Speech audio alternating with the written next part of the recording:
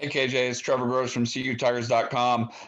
You had one of your team's 2 sacks on Saturday night, but it seemed like y'all had a hard time getting to Ian Book. How much of that do you think was the offensive line, and how much was just his elusiveness? A little bit of both, for sure. Great offensive line that we played against this past weekend, and definitely a very elusive quarterback. We were trying to get there, and there definitely were some times that we had some great rushes and we're back there. But, obviously it has to be one of those things where it's a perfect situation of, covering them up and, keep them in the pocket and great coverage downfield. So a lot easier said than done. Definitely room for improvement for sure. But hats off to them. They balled out this weekend.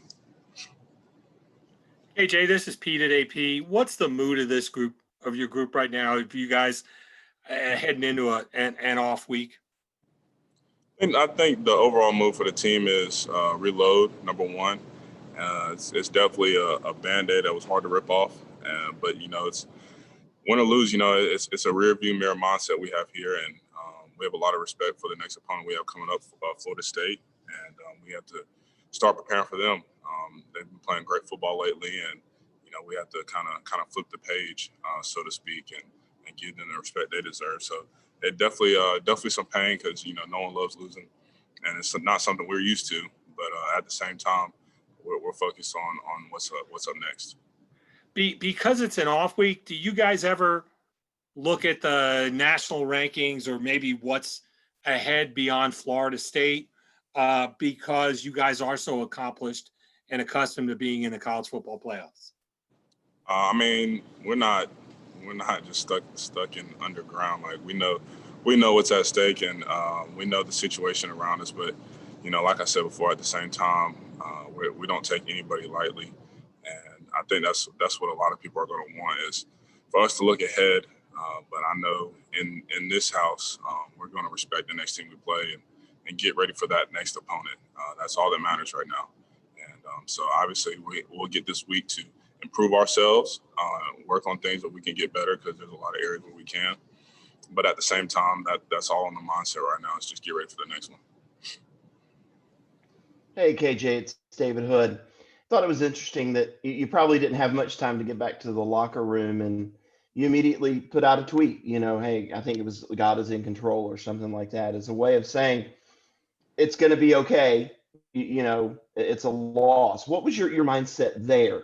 And were you kind of trying to make a statement that we're going to be okay?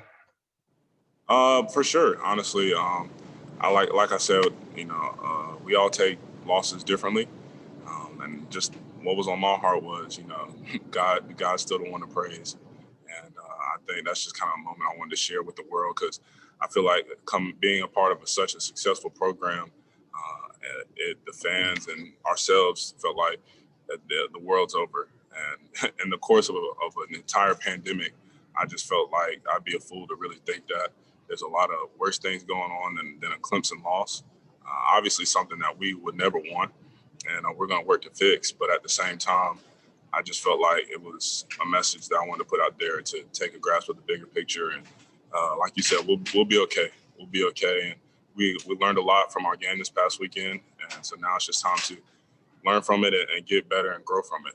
And I think that was kind of my idea or kind of my thought. That's just what I was feeling in my heart.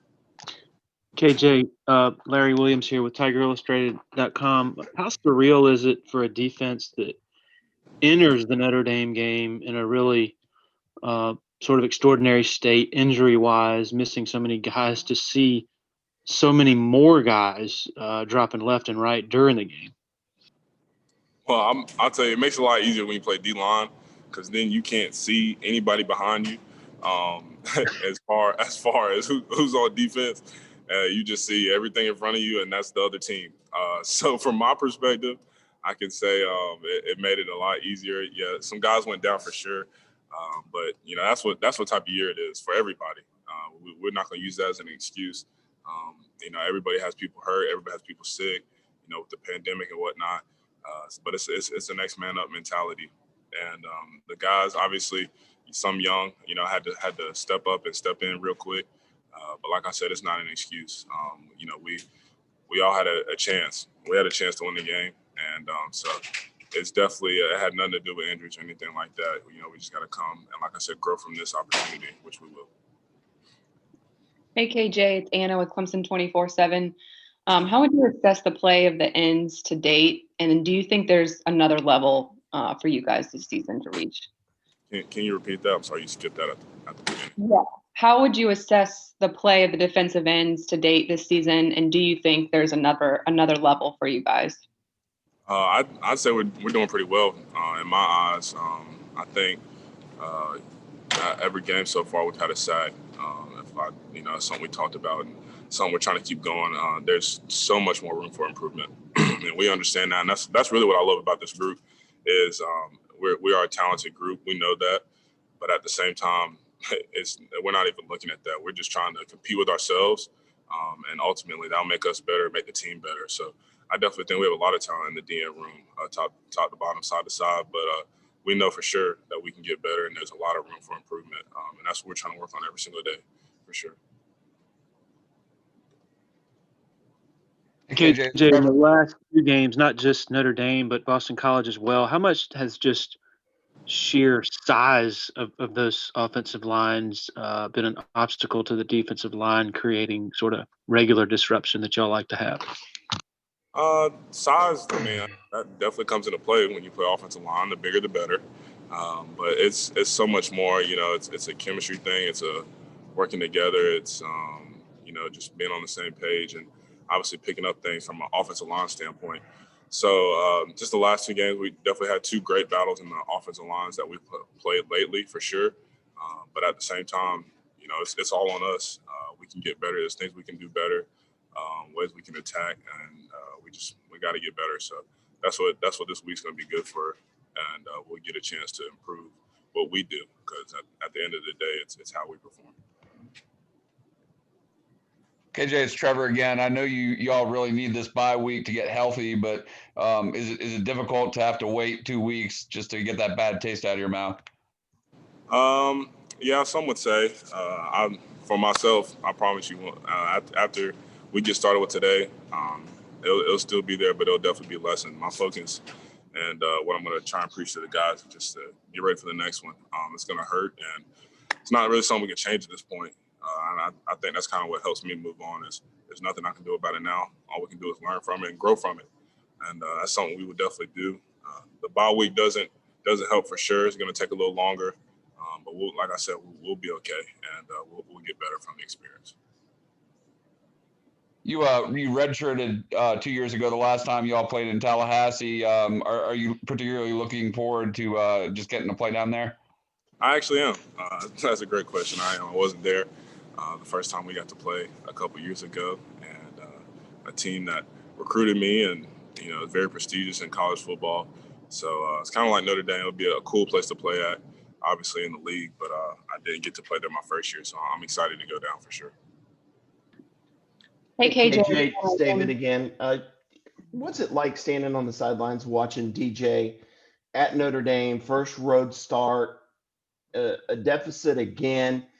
You've been a freshman. You know what it's like watching that kid perform on that stage. It's breathtaking, honestly. Like it is really amazing.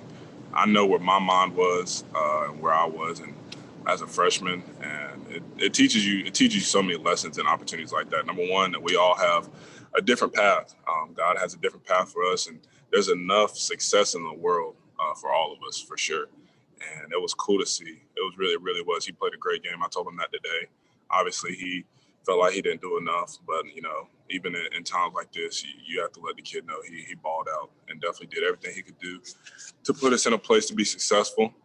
And on the sideline, I was just doing nothing but cheering for him. I think the jitters were definitely there for all of us last weekend, and he balled out. And ever since then, I ain't worried a second about him, because he's gonna be a great player for us, and has already shown that he is right now. So I cheer for him, and I'm excited to be a part of it. It's kind of that Trevor effect for sure. Just glad to be a part of the ride, and he can't forget me. We wear the same number, so it's fun being beside him every day and stuff like that. He's a great player. Everybody talks about, or we did talk about back then, about Trevor and the arm strength, and was there a particular throw? Have you seen DJ make a throw either in a game or a practice where you're like, oh my God? Yeah, that's a good one. DJ is stronger than Trevor, in my opinion. Trevor is very weak. And no, I'm just playing. But DJ has made a couple of throws like that for sure. I'd say the one that comes to mind is the back shoulder throw to Amari a couple weeks ago. I just feel like it got there so fast. Some plays over the middle of the field to Cornell last week got there so fast. And with those screens and whatnot, I just feel like the ball gets there. Every time he throws the ball, I feel like it gets there so fast. And it's definitely one of those things where it's like I might have made the right decision to play DN instead of tight end because he was throwing me the ball like that. I don't know how confident I would be in catching. You know, I definitely have the best hands on the D line, but it's questionable because he definitely has an arm on him. So it's been a lot of instances. Hey, KJ, this is Will Vanderbilt with the Clemson Insider. I wanted to ask you how much you guys missed Tyler the last couple games not being on the line, and then what is it about him that he does so well that makes him so effective, especially when it comes to stopping the run? Tyler, miss him. He makes the team better. There's no doubt about it. I'd say the biggest thing I miss about him, other than the maturity and the leadership that he brings to this team and our segment, is just his ability to make people better. I think that's something that's so unspoken and underrated in today's game. It's not an X and O. It's not something you can really chart or graph or write down. It's just something that you sense. And as a player who's been here long enough to know what that looks like from guys that were above me, he definitely had it, and he has it since day one. And it's been awesome to be a part of. So I think that's what I'm missing most. And we've been texting him, making sure he's okay, things like that. And I know he'll be back soon, but he makes us better for sure.